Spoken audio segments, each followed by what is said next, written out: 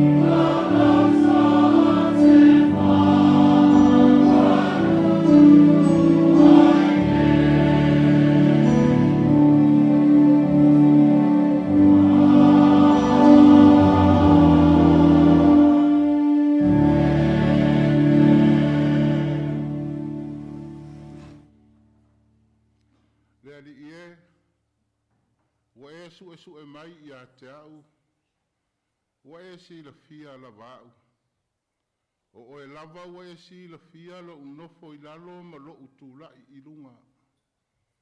O te alu ea I fea ai lo wanganga. O te sola I fea ai o luma. A whai o te alu ai le langi. O iai lava oe. A whai o te fofola so umoenga I se oli whaauta. O iai lava oe. A whaia mo au apa au o le tai au. Ma o nofo I le tūru inga o le sami. E tai mai I a te au I lea lava mea e lo au.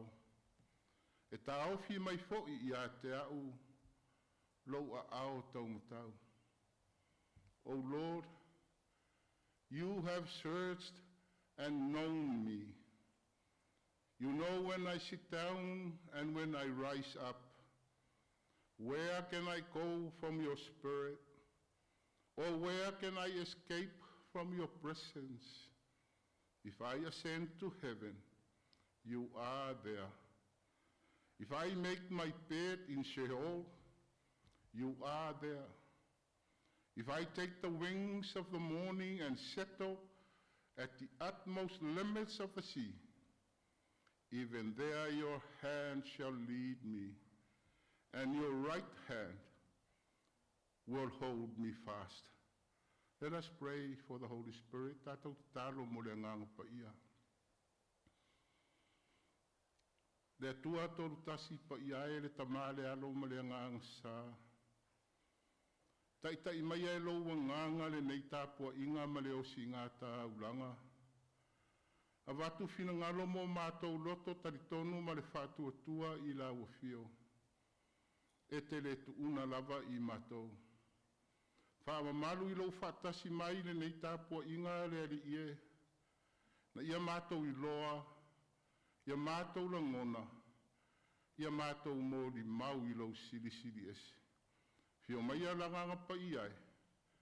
Mātou te tālo e ala ia Yesu Keriso lo mātou ali I ma lo mātou whaola. Amene. Tātou vi I le atua I le vi inga I fitu sulfitu pese.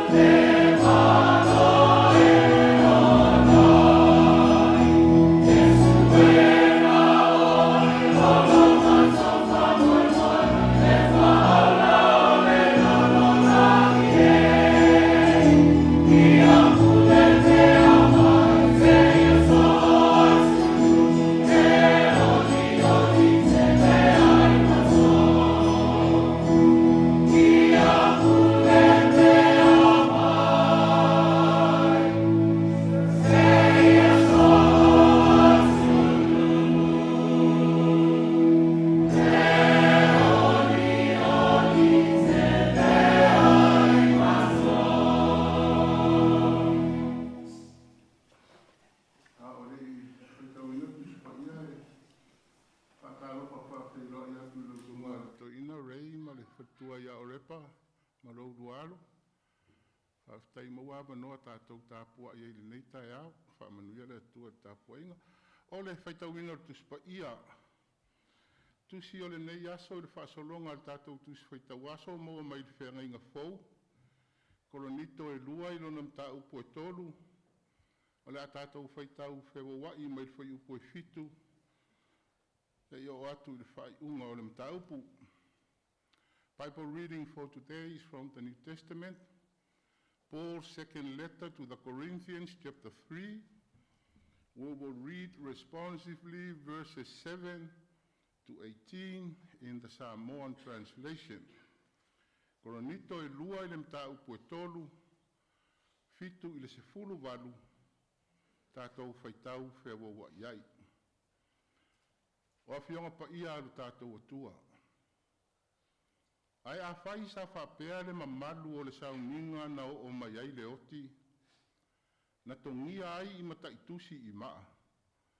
Wa le mawhai ai le whanaunga Israelu o na pula toa atu I fofonga o Mose.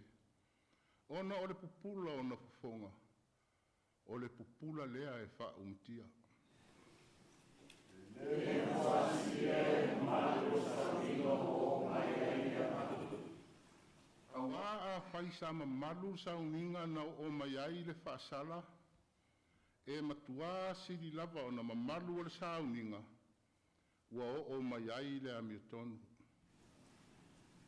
Awa o I le mamalu e aso mamalu e le nea.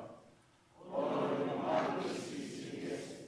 A whai fo I sa mamalu le mea e wha umatia. E matua sili le mamalu o le mea e tu mau.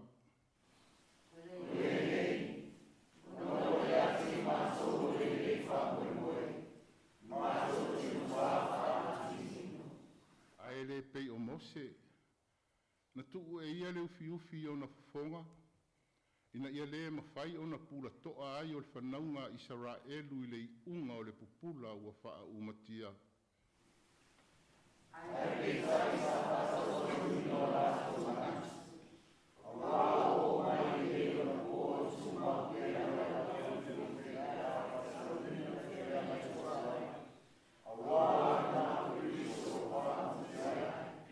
Ua o I nei ona po. O loo iai lava le ufi o lātou loto pe a whaitauina Mose.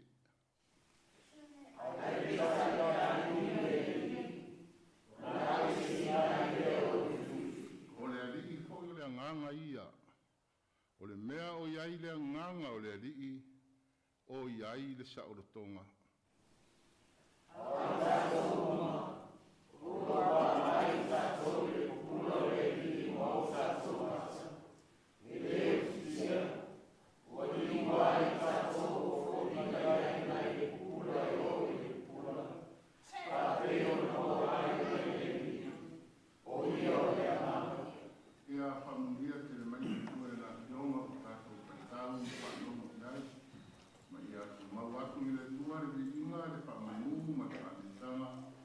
nei maso umase ia o i le whaavavau lava. Amene, ole tala mutamaiti.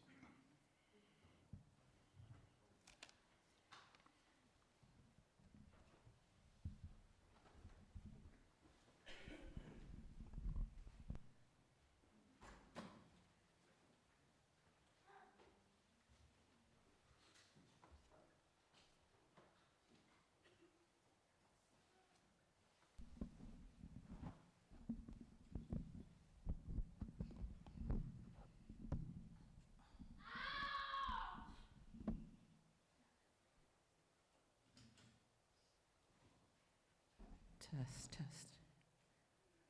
Hi, Lennox. You want to come up front here? You're welcome to come in the front. If not, it's okay. That's okay. Talofa tamaiti. Talofa tina. Wa mai oto nei taiao. Manuia whakatai. Hi. Greetings to our friend that's visiting us today, Lennox. And hi, Landon. Haven't seen you in a while. Yeah, we're all here today. So, the title of our story this morning is The Mirror Shine. Can we say that together? The Mirror Shine. Fa Samoa ole susulu ole faata. Se fai fatasi ia ole susulu ole faata. Okay, so mirror? This is a mirror. Huh. So, if I turn this around, I have a dirty mirror here. Yeah, that's a dirty mirror. So today we read from 2 Corinthians chapter 3, verse 7 and 18. And it talks a little about a veil. Anybody know what a veil is? Yes? Yeah, like something running over a dress, a cover, can cover your face. And usually that's generally what a veil is. So today, in today's story, the dirty mirror, so this represents a heart. This dirty mirror represents our heart with a veil, a cover. It's heavy. See, it's got maybe some sad feelings, might have some poor attitudes, discouraged, bad mood, etc. That's what this dirty mirror represents. So it's hard to see a clear, can you see a clear reflection in that? No, it's hard to see a clear reflection in a dirty mirror. So this represents our heart, okay? So now, we're going to clean the mirror.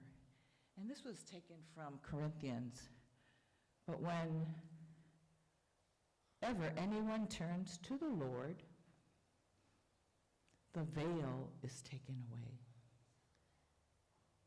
But whenever anyone turns to the Lord, the veil is taken away. Turn to the Lord. Take away those bad attitudes, those sad feelings, those unpleasant ways. That told us that in that one verse today. But whenever anyone turns to the Lord, the veil is taken away. Do we have a clean mirror now? Yeah. Okay, so if we can go back. So let's read the Samoan together. We'll read the English and let's read that together. But whenever Anyone turns to the Lord, the veil is taken away. 2 Corinthians, Korinito 3, verse 16. Let's read in Samoan. Faitau. Ai pe tai pe Leoleo I Leoleo. Ona Alesana I Leoleo fiufi. We've just taken off that veil that covers our heart with those moods, unpleasant ways. It's taken away. We cleaned it with the Lord, took off that veil, that cover. So we go, and what do we have? The shiny mirror. Is it shiny now? yes. Very shiny. And that's what we want, to reflect Jesus in that mirror. Jesus cleans our hearts. So I want you guys to look at yourself. That's a reflection of Jesus. Beautiful smiles. Let's see, Nina, how's that look? Pretty? Yeah, she says pretty, yes. Yeah? Beautiful reflections. That's image of Jesus. Yeah? Jesus cleans our hearts so we can see God clearly.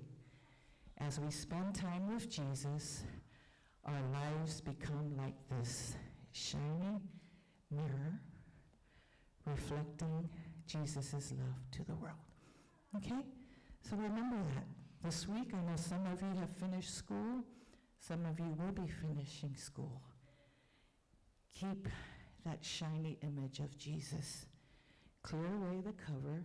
Clear away the veil from your heart. Bad attitudes. Unpleasant feelings. Not wanting to be helpful.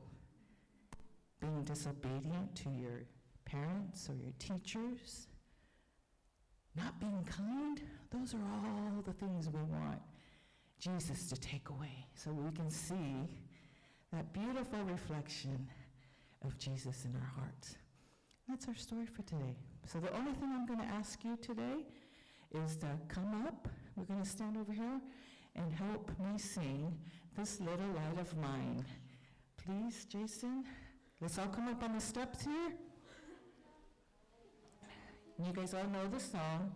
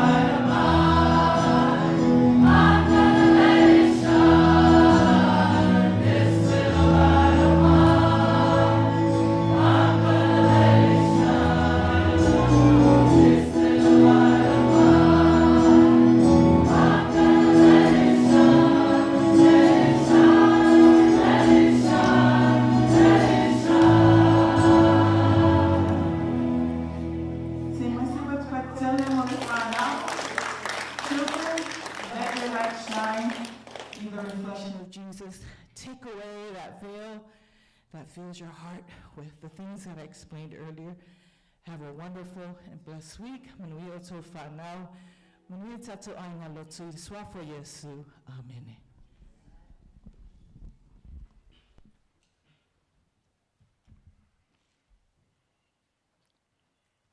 Umare pese leo le aso ai. Ona whafonga lea I le tala o le asisinga ti akono. Mae ale tala o le asisinga ti akono. Ia ona tuatu lea I le paia ma le mamalu o le tātou kalesia ma le ainga Lotu so amalo mo lia tātou tālusanga I le neia sa le tātou au Leoleo. Vi ingo le tua pese 5.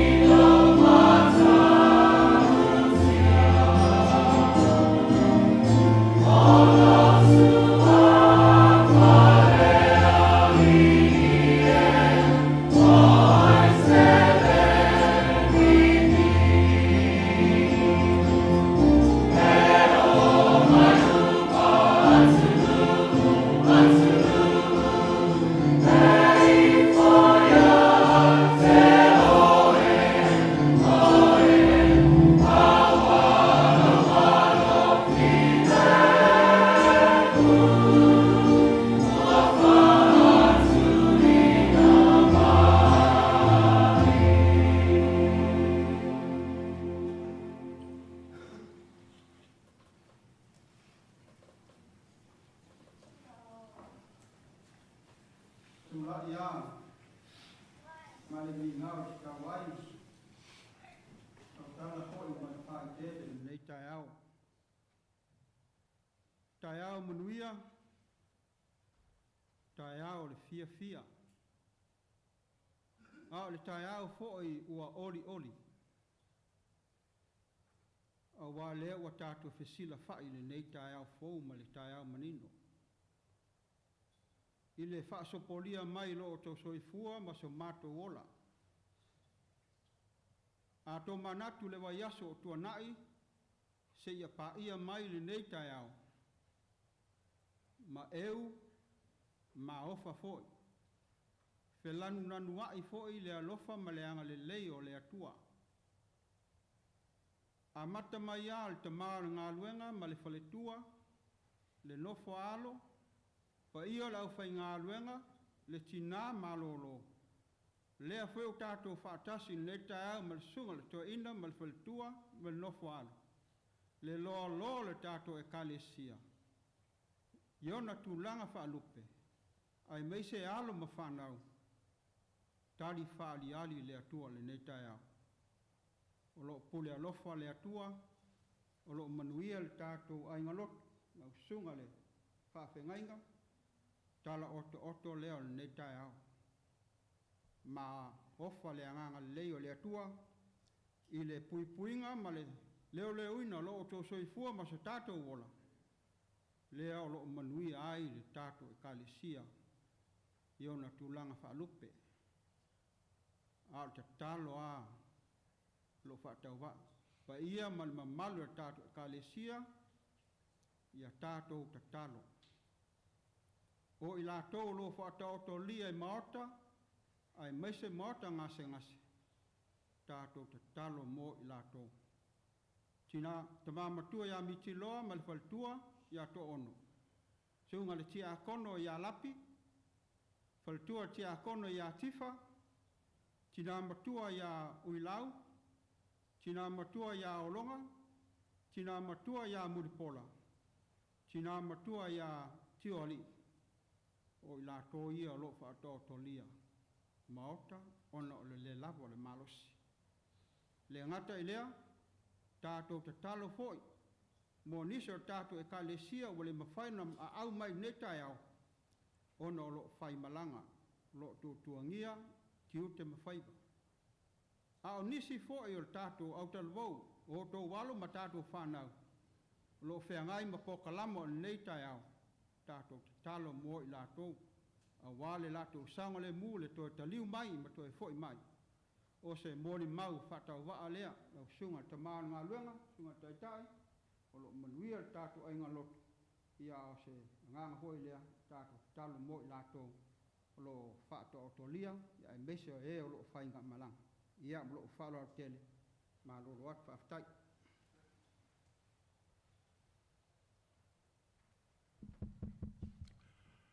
Whawhai tele lau whionga te teifono, lau whionga te akono, manu, mo le tala o le asisinga te akono. Whawhtai whaua wina o lau tau ngā ruenga. Aia tātou talo fo i mo le ainga te akono. O tātou tāru sanga, tuina atu le avanoa tātou kalesia, ia tātou talo. A limas furu talo le whawhtai, limas furu talo le whatoisenga, limas furu talo manaonga. Hoka se manaia, tātou talo i fo matalo i le tua.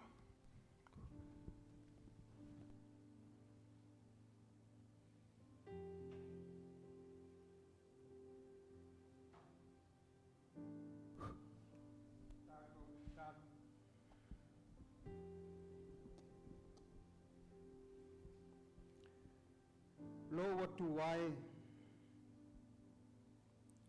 lo wali ie. Anganga pa iai. Ua tumu le langi ma le lalolangi i lo pa ia ma lo mamalu sili ese. Lea foi ua whalia el vani monimo ngā luenga mamana o ao. Ua mato mua i wala au i a te oele nei tai au. Whaleo le anganga whaaftai ma le anganga vivi I lau fio. O wai te taua ma ono mea. Una mātou tō tutuli o mātou tuli vai ma whaaleo le anganga le whaaftai ma le viinga. Ono mea silisili we whaia mo I mātou. A mātou tō mānatu le pōngsā o tuanai. Sa mātou mo moe ngā pepe. Sa mātou le loa pe tua mania le whainga malo longa lonu lotu. Ai pe taiane, sa e moe vā moe tau whangu ia I mātou. A leo a mafu ai na tālā pui pui o lou malu malu le nei tai au. Ulu fale lau whanau. E ifo mato tuli ma tāpua I a te oe ma wha leo le vi inga o le whawhetai o le whamalu. Au wai te taua ma ono mea. Mātou whawhetai le atua. Lea ua loto lotoi lau whanau o lo lotu o lau e kalesia nei tai au.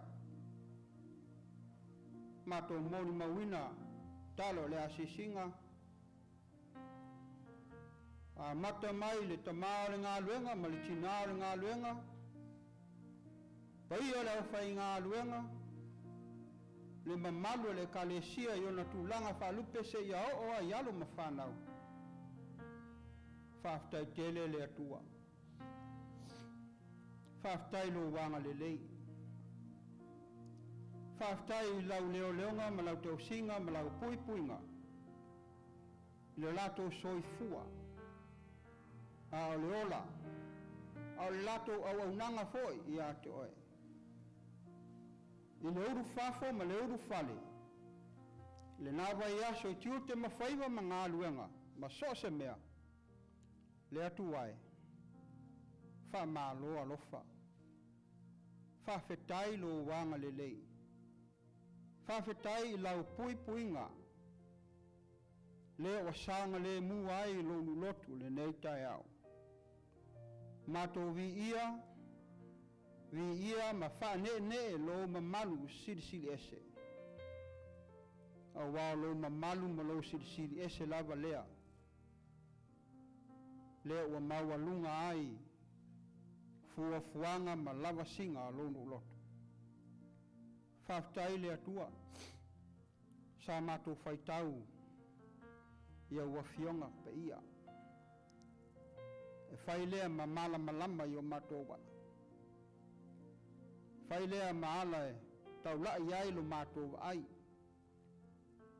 Mātou whaitau mali manino mali toa. E wha mala malama atili ai lo mātou ola talitonu I a te oe. Ina mātou wamo pea lo sa taulo I aso uma.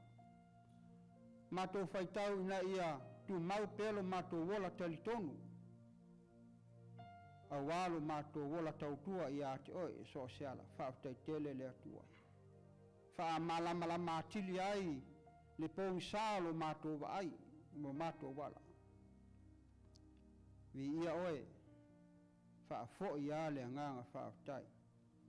Mātou whaaftai le atua, le ola, le malosi wha fo wina I le aso ma le aso.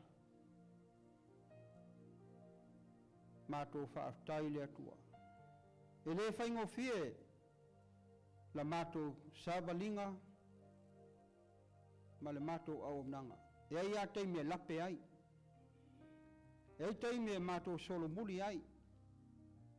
E ai teime mātou te le whai ai lo whingangalo. E muana pupu o mātou loto. Tuna naunga. Le nei lalo langi le tu mau. Mātou whaaftai le atua. Awa o lo walofa, e siri la valea. E te le tau masui mai, I o mātou wha le tonu. Ai maise lo mātou au nang. Whaaftai le atua. Mātou whailua I fia foi ma le sunga le toa ina, ma le whaltua. Wa asi mai foi. Mauandei maafutanga mātou ngō fie. Waina ilu mtau talu. E a whea nei, e kalesia. ia au na to wa mai fa tai tele le tua lo mau pele so fu manuia ma le ola maloloina sunga le to ina ma le faltua ma to talo le tua le nganga pa ia lo ma to so ani sili tai to lua ina pe I ma to le taimi ma le taimi le aso ma le aso tele taimi ma to te ese ai tele taimi ma to tele fai ai lo finga ngalo tele taimi ma to te solo muni ai peta iane le pai mai o le musunga lo wanganga I o ma to loto ya la le o ma to fai a le nganga o fa tai fa fo ia te oe le nganga pa ile ma to so ani sili tai to luina I ma to fita ma fainga ta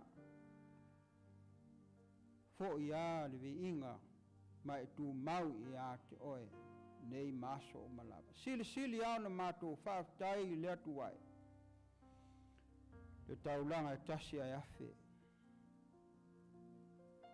lo walo pelo Yesu ke riso le na maliu ma falava au lunga le sa taulo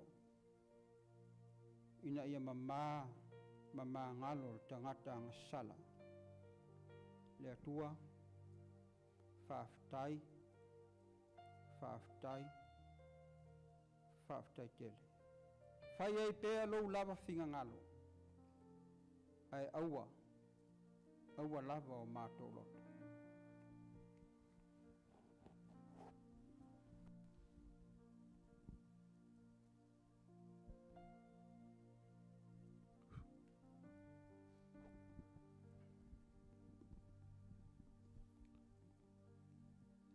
le atua e le Leoleo e tonu lava la ua fio e whaavavau fo'i lo whaamaoni e mātou te o atu e mani a I luma o la ua fio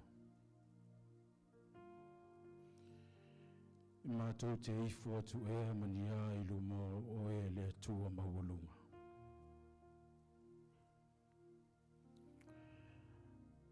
ua ulo fale lau whanau I lo maota tāpua I le nei tai au ma le anganga mawalalo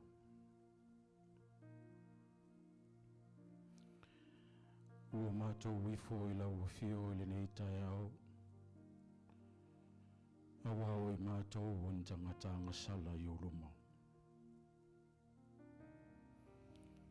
anga sala I mātou le vā malau fio anga sala I mātou le vā mau mātou mātua anga sala I mātou le vā mau mātou whanau ai mai se lava o mātou uso tangata ua mātou fia tustusi lima matua I le leanga I nisi o mātou uso aua ngalo ia I mātou ona eu ese le utupoto I o mātou lava mata. Wa e sila fia o mātou tangata I to tonu mawhafo. Uro se ie pae folasia e malae. Awa po fea lava mātou te o iai. Ua loa na e sila fia me oma. Ole mele o mātou tō tūli atuai o mātou li vai. Mai foto ele atu I lau fio. Se I e alofa. Ma sila mai la mātou nei fonga. Oi mātou on tangata fe foi hai. Te leo aso mataimi mātou ngalo lau fio ia I mātou. Avanga no fiela mātou sila.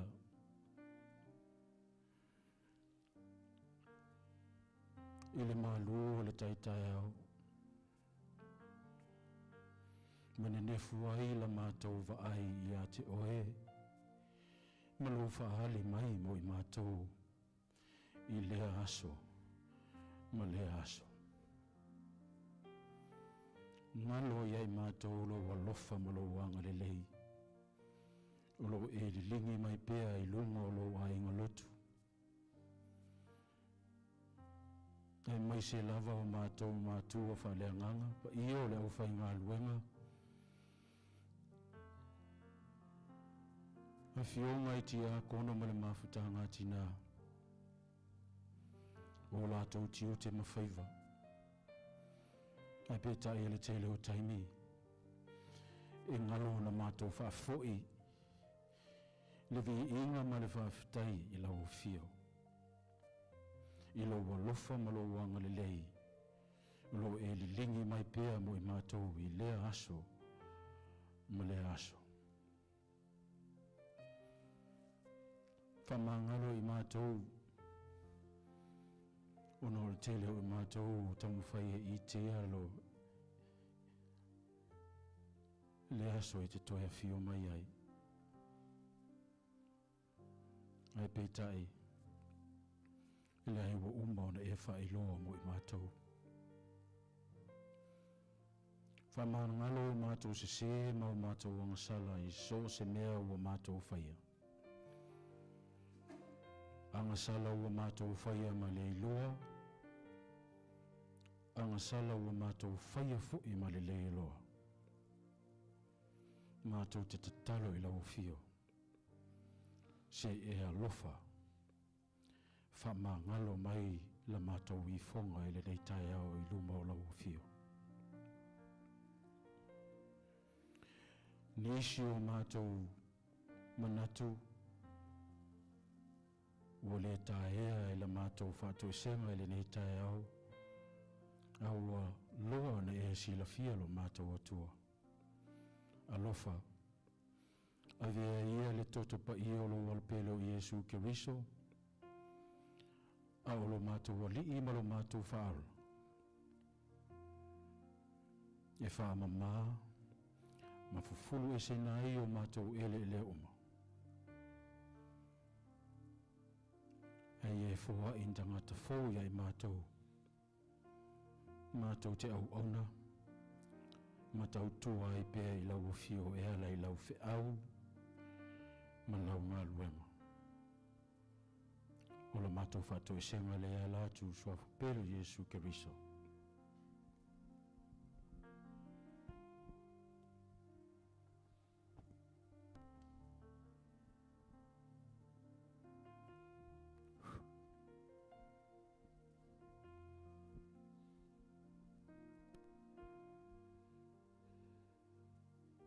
Le tuai lo mātou tamā lagi. E vi ia pea la wa fio. Wa mātou watu i o ruma le nei tai au. Se i o mātou whaaftaia lo walofa ma lo wanga le lei lo batu ola. Whaaftai le tua i le ola. O lo mātou wola ai. Wana le se noa le ola. Mato te le iloa le matango fia le lalolangi sa e whaia. Lea e awa ia i mātou o na mātou whafo i ali vi inga. Whamanu ma le whanetanga i lau fio le di ie. Whaftai mea sili wa e whaia. Wa sa mātou ma moe le pōni sa ua mou watu. Sa mātou le mai loa. Sa mātou le tau tonu. Pe mātou te au lia le nei aso. Aua whaalia lava loa lofa sili ese lo mātou wola. O e toi whawhangua i mātou i o mātou muenga o mātou mumboe. Lea ua mātou whiala mai le nei tai avou. Au tu mau mai le alofa ma le anga le lei o lau fio. E le lava upu o le ngangana tamā.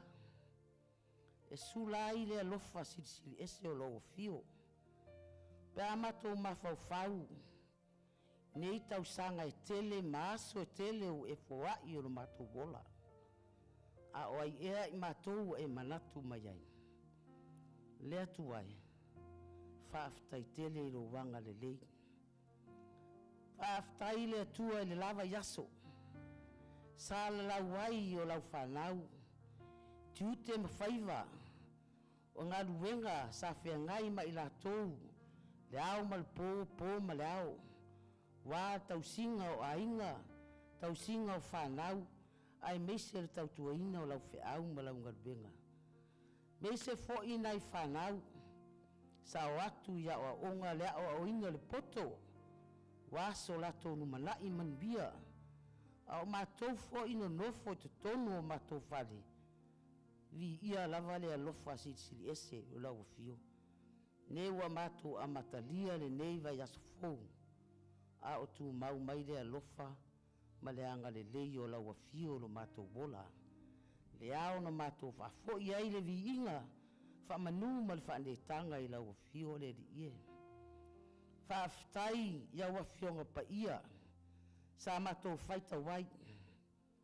Wa wafionga pa ia e. Whaapoto ai i mātou. Whaatonu ai i mātou. A oa i ai i mātou. A oa wafionga pa ia foi. E whai mata iala lo mātou wola. A o mātou wola le neila lo langi e le tūmau.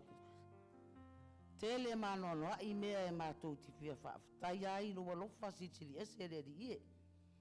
Ai vai au mātou tangata. Whaaftai nei tau sanga e tele. Maaso e tele o e foa i mai o lo mātou wola. Whaaftai le di ie. O lo o manuia. Mātou mātua whaleanganga e meise whanau. E meise fo i tamā matina matutua. Se yo o lava whanau witi ala o e kālesia. Ua moli mauwinga le nei tai au. Le moli maua, le fionga ki atongo. Sa fia ngai ma lea se singa. O stala fia lea e whafo i ai whaaftai. E ui ana i ai nisi o tamā matina matutua o lau e kālesia. O lo whaat o tolia pēa i maota ngase ngase ono le lava ma mai o tino. A lo maua pēa tala o lo solo manuia i le alofa o lau a fio, le au te lenga o lau e kālesia. Ia, wha lo whaaftai. Whaaftai lo walofa. Whaaftai lo pui mautia i mato uma i o a walofa. Le ai lava seisi. E uia mai o mato tino. E mato tatalo pea. E alofa mai oe tamā i lau wha malolonga e mawai e mato le malosi. Whaaftai me uma. Whaaftai lo wanga lelei. Ai tamā o mato wala au i lau fio. Oi mātou lava o tangata le atotoa i lau sila whanga pa ia. O mātou whamaulalo i lau fio le li ie. Ona e mātou tautonu o mātou o tangata angasala i o luma. Angasala i mātou le li ie. Mātou te leu sustai au polo inga. O umana tu ina mai e mātou savavali muri ai. Ai pangala valea. Tele taimi e mātou te whatu. Tua nai lau fio. Mātou wala au lau fio. Lo whamai ma whamangalo i mātou. Whamangalo mātou mātua pe a whai wale tonu. Ma atoa toa le mātou. Whaatonu ma oai o mātou whanau. Whamangalo fo i whanau le usustai mātua. Tele lava na mātou le a apa i o mātou whanau. Ai le di ie. Mātou tatonu o lo e sila fia mea uma. Lofa o au mātou se o mātou whale tonu. Whamangalo i mātou. Whamangalo atu ie o whai mātou mo mātou whili. Whamangalo i mātou i vau i mātou mo mātou tua oi i vau i mātou mau au aunga totofi le li ie. E whaasiri lava le vau i mātou ma lau fio. Whamangalo fo i nai o mātou whanau. Wau mātou se malatou se. O loa lau sila fia e mātou te lef. Tau wha malau lau watu ni o mātou whale tonu. A wai lai lava se le me lilo i lumo lau sila whangapa ia le li ie. Wa mātou wha maulalo ai le nei tai au fōu. Alofa, wau mātou se. Ui mangalo i mātou toto pa ia o Yesu ke riso na maliu lunga sa taulo. ina ia mama ngalo ai tangata sala.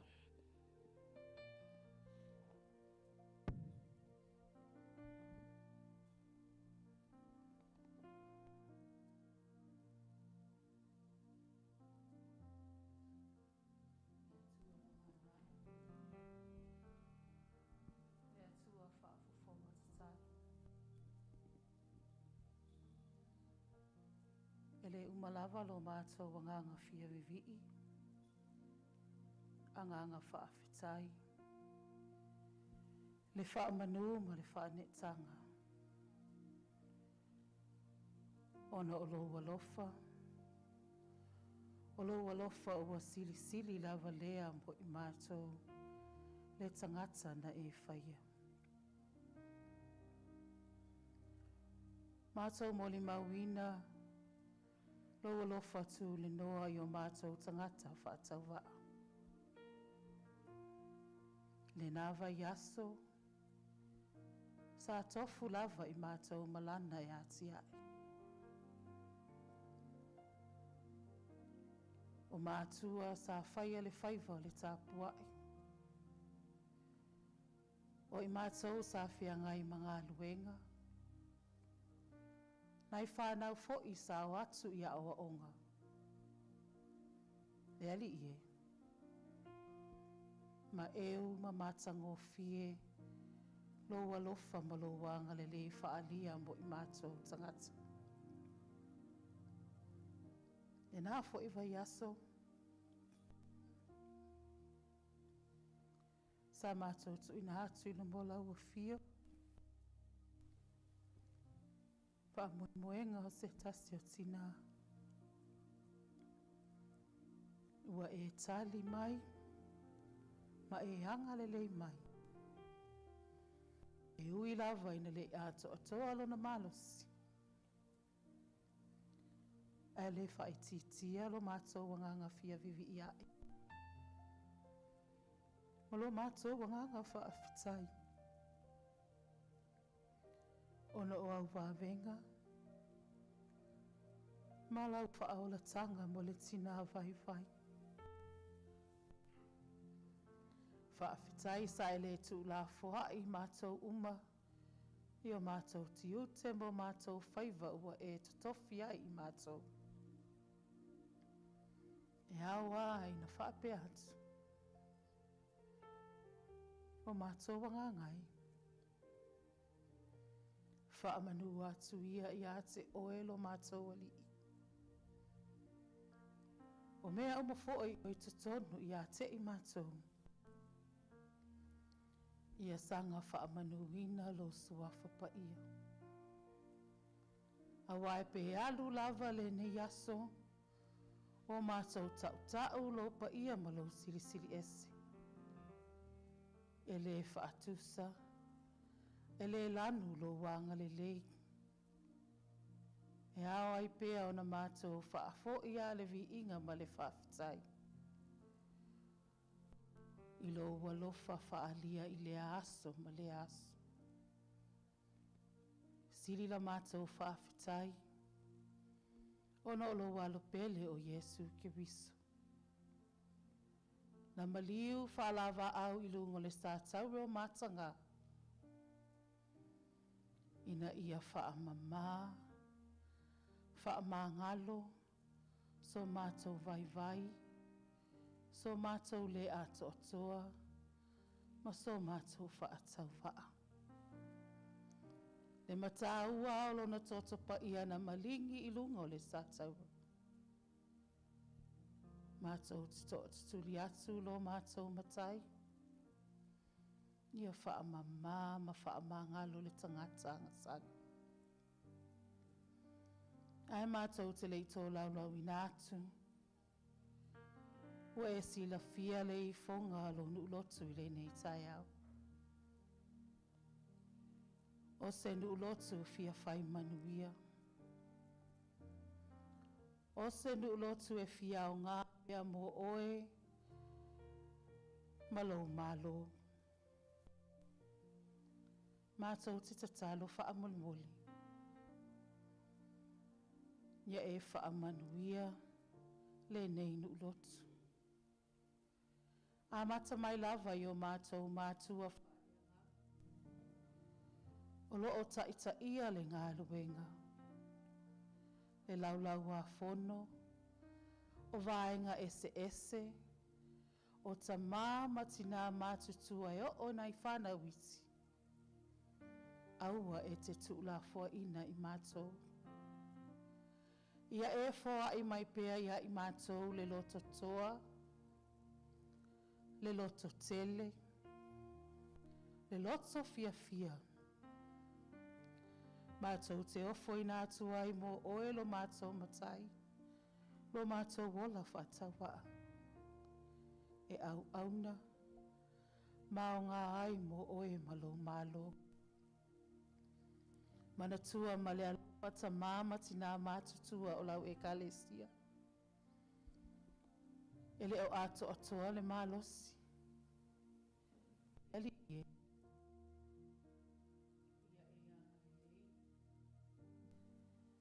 Se aso e te wheta lai e awele moenga ua mālolo o na o le whaatuatua.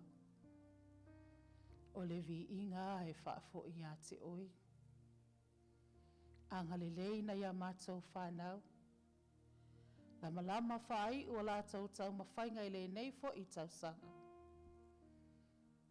Ia i ui le manuia, vi ia oelo mātou matai. O i mātou fo i e whia ngai mga luenga. Ia e fōa i le mālosi. Na ia mawhai ai o na mātou whaatau nuu a mātou tiu te tofi. A wale tau singa o mātou ainga. O na ia mātou whanau. Ai whaasilisili i le tautua ina o lau ngā luenga pa ia. Angale le iatu i nai whanau manisi o lo mātou le whaatasi. I le nei aso o na fuafuanga ma whaamoemoenga. Se taimi toi fo i mai o mātou ainga. Ia e pui ma malutia lo lātou wheoa i ailungo au ala televavi. Angale lei mai oelo mātou matai, ia mātou fuafuanga whaile nei aso. E a matatu le aso, e o lava i le whaafavau.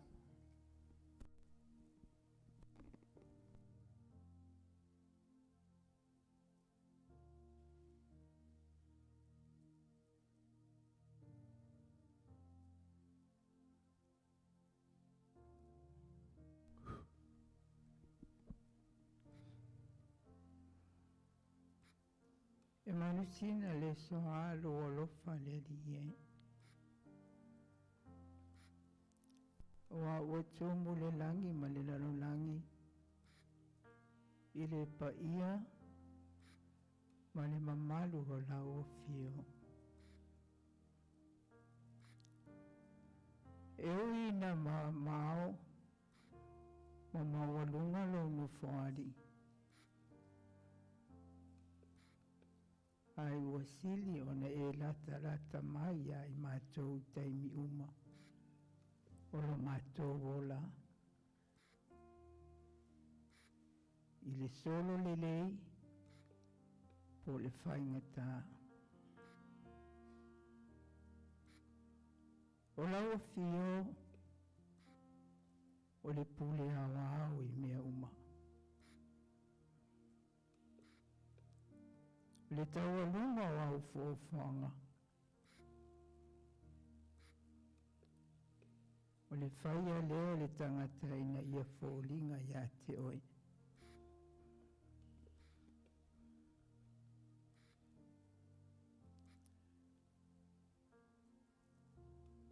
O le anganga lea.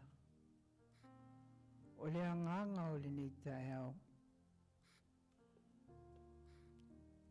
Ina ia mātou o atu lava, ma le mauti noa.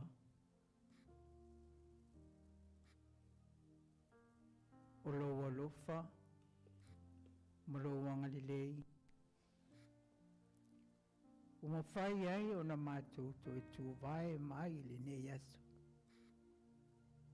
Le nei tae au fōu, Ma le aso matango fie ua e au mai. E whaopopo I lo mātou wola. A o mātou au mau manunofo ai le nei lalolangi.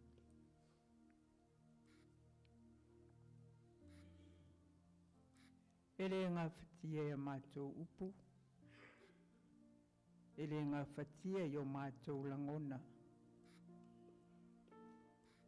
Ele ngā whatia fo I o mātou mawhauwhaunga. O na sula ina le anga lelei. O le alofa siri ese o la ofio. O lo file mu. O lo tamau ainga. O au wha manuianga ese ese. O mato maua I le aso ma le aso. E le taitai o na lava. Pe a mato no nofo. Matutu ma vava ai ai. E tu e fio le lalolangi. E le taitai o na ngawhitia. Lo wanga lelei ma lo alofa fasoa. Lea ua mātou sapi ai I aso uma. Ua mātou no nofo la ma vava ai ai. Le tangata lava ia e te tonu o lona ainga. Ai maise le ngā ruenga o lo mātou tautu ai. O na mātou whaapea I fo lava lea. E le taitai. Mātou te le loa se mea. O le nei o langa mwhai ai. O na mātou sula lo walofa. A wā ua tele na wā. Le malosi ma leola ia so uma. Whaanga e whaatino ai o mātou tiute. Tonu o mātou ainga. O mātou whanau. O lau whiau ma le ngā ruenga. E le lava. E le ngā whatia. Na o na mātou tautala ma upu whaalu. Ai le taitai o na tusa. Ai whauta I le anga lelei o lau fio. O le lima nei o masina o le nei tausanga. Sa tofu le tanata malana. Oi mātou foi. Lele ato tō mālosti. Awe le whale mai au mai. Awe le whale mai au mai. Nisi a o la uka le sia o esi le fia. O lo o whata o tolia pē te tono o maota ngase ngase. Nisi foi. O lo mamai a inga. Le lava le malusi. Ai whaauta la. Se alofa ina a tele o loa rofa. Wa le masino. Au wha manianga I te tonu o mato a inga te tonu o lau ngātuenga. Au le a ese mea mātou te whai. Le a ese mea mātou te avatu. Ma whaatino. E sula ai le anga le lea. Ona mātou atu lava lea ma le anganga maua lalo lava tamā. Le atua whaafetai, whaafetai. Whaafetai tele I lo walofa mai. Whaafetai tele iau whaamanuianga ese ese. E lilingi mai ma whaasoa mai ma whaasoa atu. Wa le mawhai o na matu. Wa e tufa. Wa e tufa wa tele. Lo mato malosi ma leola. I le lava la mato tadi atu. Ai tauia o se mea I longa ai. Lo mato wanganga fia whaafitai. E moli atu I le nei tae au. E le ai se mea o lilo I lau sila whanga. E ati mea uma. I le loto ma le anganga o le tangata. O le mawhau. Ai wa mātou atu lava I le nei tae au le atuai. Nā tangata whātau maa lava I mātou. Mātou te tau mawhai.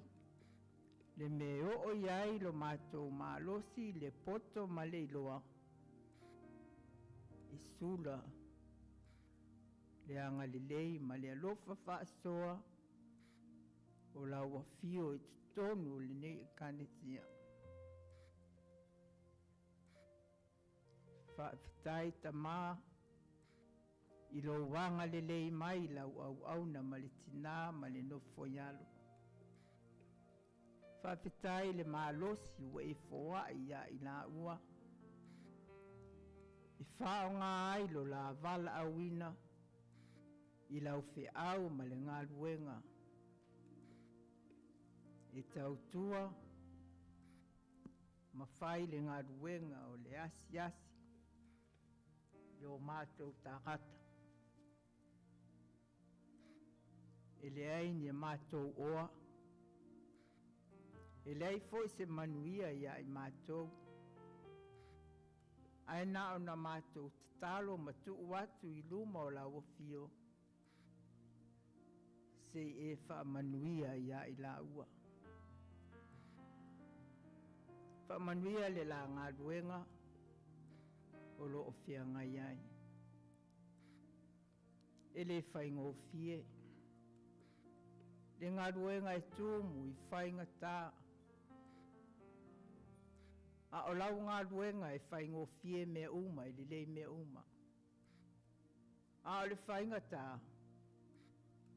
O I mātou, mō mātou winga. E whaadia. O le ala leo le whaingata o le ngā ruenga. Ia I la ua. Ai mātou te tui nā tupea I la uafio. E whaingo fie I la uafio. Mauolo la mālosi. Le mawhau. Le loto ma le anganga. E au nai ma tautua le ngā ruenga ua wala awina ma tofi ai I lau. E mātou te ngā rurue ai te tonu o le nei ngā ruenga. Ia I lo walofa. Ai le ngata fo I lea.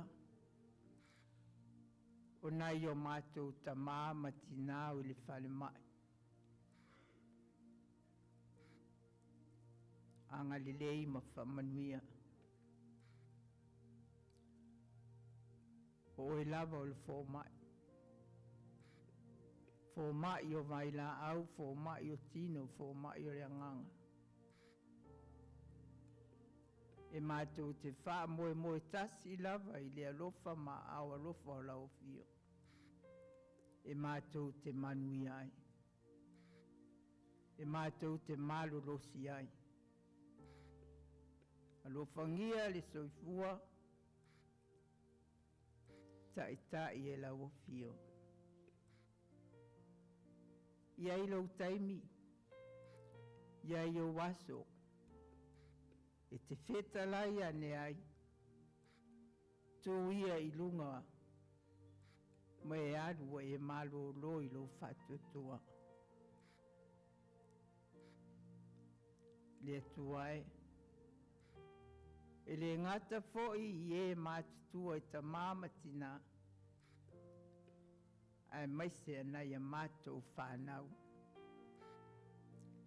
O e sila fia le nei lalolangi mō na whaingatā. O te le whaafita auli, o tutupu mai i le atunu i Samoa, ma so se mea. Mātou vava ai atu ma whaalongolongo, o tangata vale e leisi Samoa talo whae.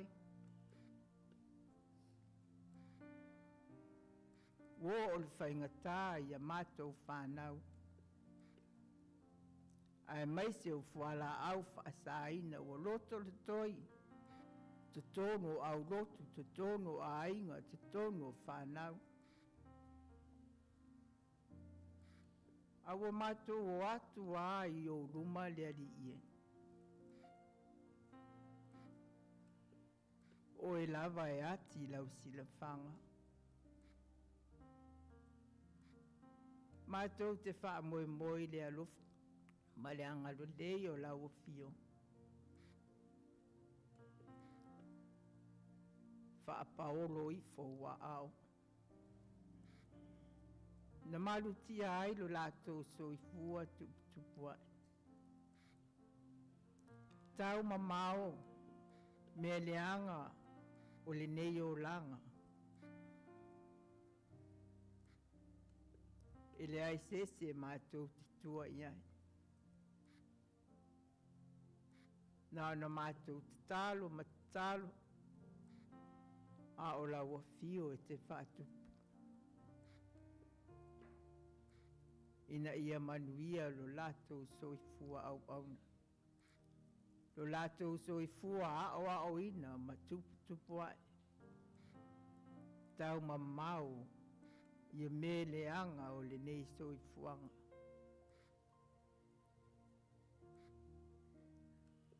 Whamanuia i o mātou ainga. So se i tū o le nei lalolangi, o lo no nofo ma lalai, o no lātou whiau ma ngā ruenga, kampani o le malo, whamanuia i ai nātou. Alo whangia whai ngā malo e lua. Anga lelei taitai. Maua le poto malto mai. Whaafoe ai yo mātou watunu. Ai asili le alofa. Malo whaamaoni. Alo whangia taitai o e kālesia. Ai mai se o kolisi whaawhaiwhi au so se tū. Anga lelei ma whamanuia ia e nātou. Le nei foi vai tau, wa whai uinai, whaamoe moe ma o onga nisi o whanau. Ia iai lo walofa ma lo wanga lelei. Le tuai. E le ai lava se mea mātou te mawhaia. Pe au noa ma le whaatasi mai oe. O alu manga foi o le nei tausanga ma tau whai ui i uona. Ngā ruenga ma tiu te mawhaima. E mātou te talo pea. Ina ia i umanuia i lo walofa. A wai mātou te le mai loa. Na o lawa fio e te sila fia. Le nei aso o mafuafuanga o te toe le mātou tapua inga. Iaru male mana lo finangalo. Le ato lau wina e a wawanga.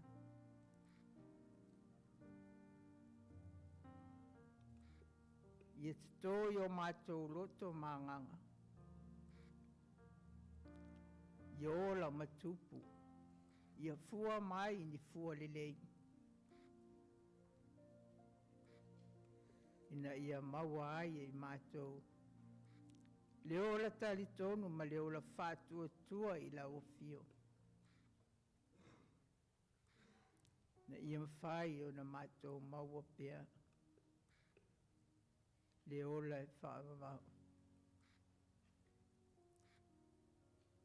Mātou te tālo tamā. Vai lava le awang. Tau ia o se mea i longa ai lo mātou anganga. Fia vivi ia e, ma fia whaawetai a lo olofu. Ono me siri we whaia pēa mo i mātou. O le mātou te tālo lea. I le swafa manu malo Jesu Kiristo.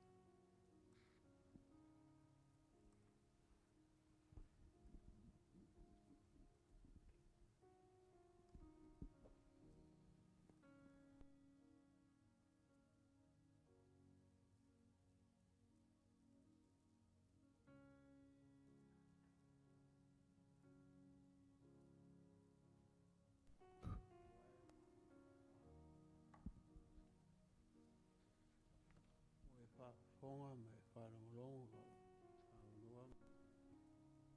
Taro niso sui o le mato karesia ni mete au.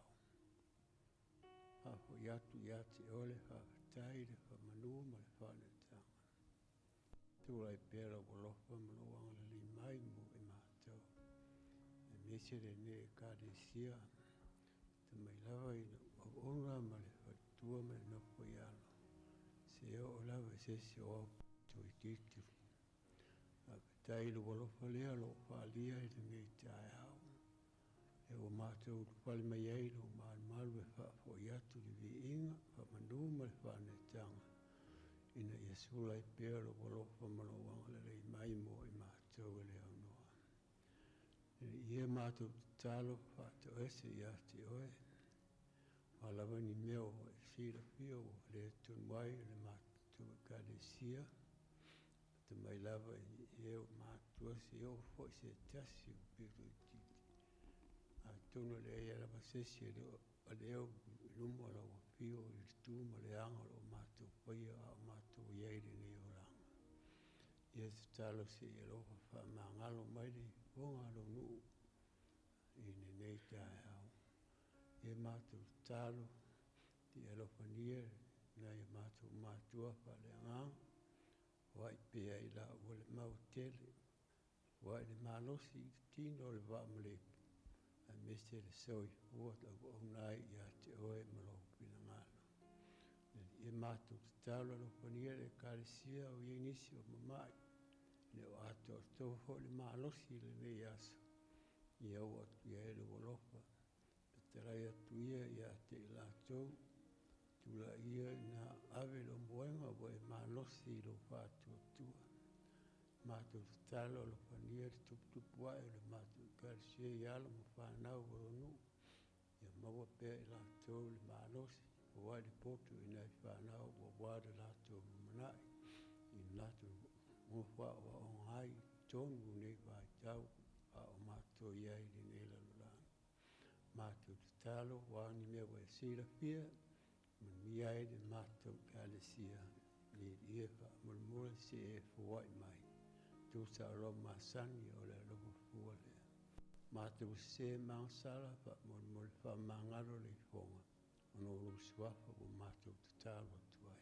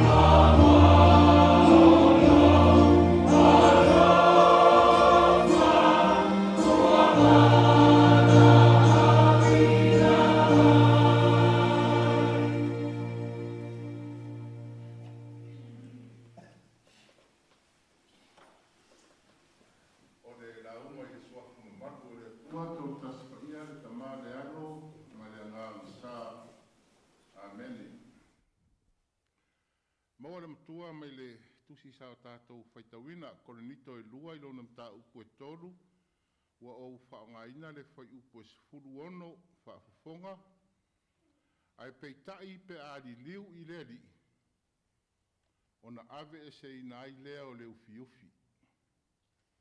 2 Corinthians chapter 3 verse 16 is the main text. It reads, "But when one turns to the Lord, the veil is removed." Ai peitai pe adi liu I le rii, ona ave se ina ai lea o le ufi ufi. Mna tōtua nei a sāi whasolonga al tātou tusi whaitau aso, o se ufi ufi fofonga ua ave sea. O se ufi fofonga ua ave sea, a veil removed. O le ia e ufi fofonga, o le veli e pupuni ai faulinga o le tangata, ia lei loa manino atu eisi. E masani ai atu nuu a rapi, e masani ai fo inisi o tāpua inga. E masani ai fo ita maitai, whaato a whaaipoipo. O se anga fo isa masani ai tangata Israelu I taimi o le whenga inga tuai. Mo I latou, o le ia e ufi fofonga, o le whailonga o le mamalu o fofonga, o leo lo o la e ina, paulona, wa leilo atu foringa na whaia e le atua, a wā ua punitia. O se ata whatusa le nā sa whaonga e paulo I le whinaunga, ma oa onga se sea le au iutaia I Korinito, o le tala inga le au iutaia, a wha maoni e tausi le tu la fono a mosi, o na sanga tonu lea o le iloa, o le mamalu o le atua. O le tu la fono o le ufifonga, whatusa iai le ufifonga na wha o ngai mose, e pupuni ai o na fōringa I taimi uma e whasanga iai ma le atua, le naolo wha mau le e soto e tolus fulfaa, Fai upo e luasfu lima, luasfu riva. O le wha vaile na, lea e mafua I tari tonunga lea. E lea mawhai o na iloa atu, le mamalu o le atua e au kerisiano o I Korinito, pe a le tausi mua tu la fono mose. A o le whinaunga, o le o ngā paulo e au kerisiano, ua whaia e le atua I lona lofa tunoa le mea o fofongia, le mea fau, lea e iai whai upo e sifuru ono, a e peitai, pe ali liu I le rii, o na ave e se ina I lea o le ufi ufi. O le sau ninga o le whera inga tuai le ufi ufi a mose, ma le sa uninga I le whenga inga fōu I le whingaro a lofa o le atua. Wa ave e se inai. Ua uma, ua wha umatia le ufi sa pupuni ai Israelu I le vā manolato atua. O lea ua fio mai le atua e ala ia Jesu Keriso o le mea siri ese lea. O ana o onga I lona maliu ma lona toe tu manu malo. Ua ave se ai le ufi fofonga. Na lei loa atu ai e Israelu male lalo lang. Lo lato atua na whaia I lato I lona mamalu. O le upu mamalu e whaaiva o na ta ua tu swaitau. Ese foi ona winga e winga lasi. Ai le manatu o le apostolo, o le mamalu o le atua,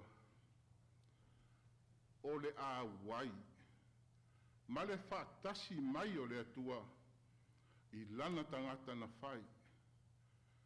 O le whaatasi mai o le atua ma lona awai, Ilona nuu malana e kalesia ma ona tangata whatuatua. Le mamalu le nai loa I fōringa o le tangata whatuatua. A wae o whatasi fōringa. Ma le amio. Le amio e puna mai le ola I te tonu o le loto.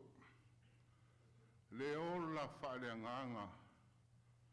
O loo taita ina I le anganga pa ia o le atua. O le mamalu o le atua. Pe a wai ma whaatasi lana tangata.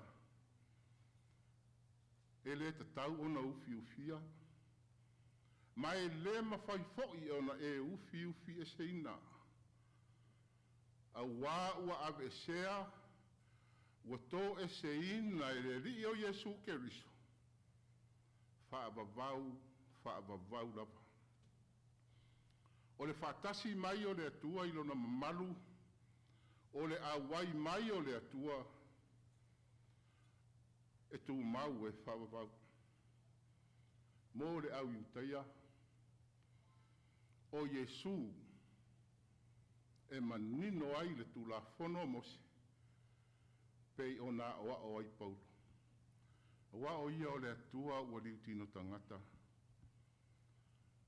O lona anga pa ia le fesoasoani e wha malama I le loto. Ina ia tū mau le taritono. Tū mau le whatuatua. A veil removed. Paul wrote to the Corinthians, but when one turns to the Lord, the veil is removed. This verse is a turning point of the passage we read.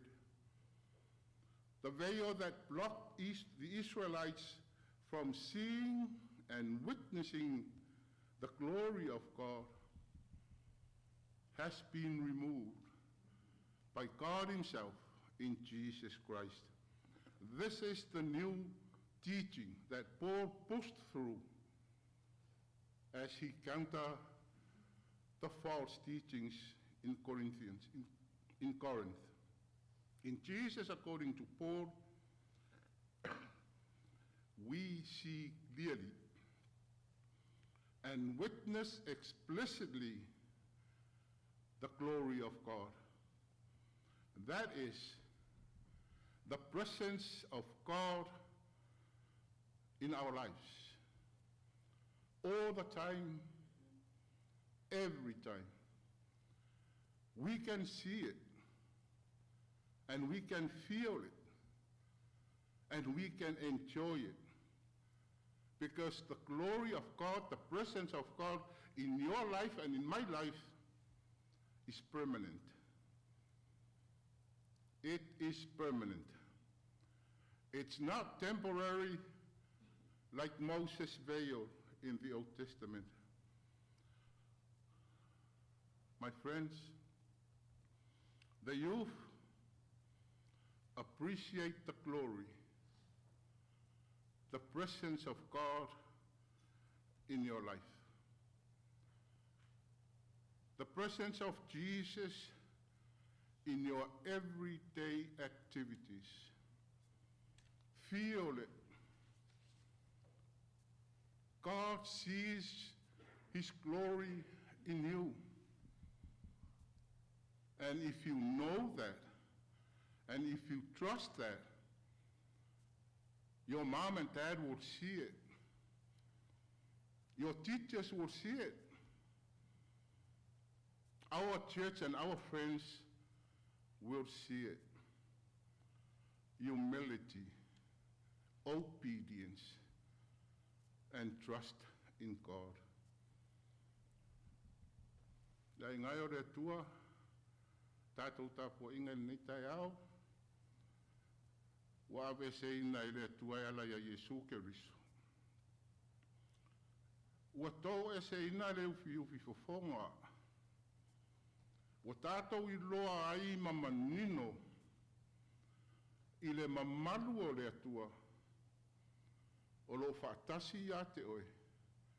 O lo whaatasi ia te au. O lo a waia I tātou uma. Taimi umau lau soi fua. Taimi umau lau wola. I le solo le lei po le whaingata. I ti ngāo mai o le tino ma whaafita uli e whea ngai ai. Le mamalu o le atua. O lo i a te oe. E eile toi ina o le matou. O le ainga o Rita. O le toi ina. O le fia ia e la ei. La ei le lei. E fai lava i le lo matua. I aso sa lava ma le ofu fou. Fai la ia i o lo matua i sa lava i te mana au tangu tā ofu. Ai fa malto ina. Ia va ai mai fai fe au ma le au Lotu. O u mamalu atu. Le mamalu fa tangata. E fua i la ei. E fua i me maua. A o le mamalu o le atua. O lo na whaatasi a te oe. Le mamalu e le mawhai o na ufi ufi. A wape e te au leanga pe o au. E mamalu au me whai. Pe e te au le lei pe o Rita. Ia e tau mamalu fo i tau me whai. Mamalu o le atua. E lima teita i nai le ola. Le amio. Le ngangana. Le wha loa. Tu mau le atua vi ingana i o le wha vau. Amen. Tātou pese se lau onu sfuru. Te lau onu sfuru pese.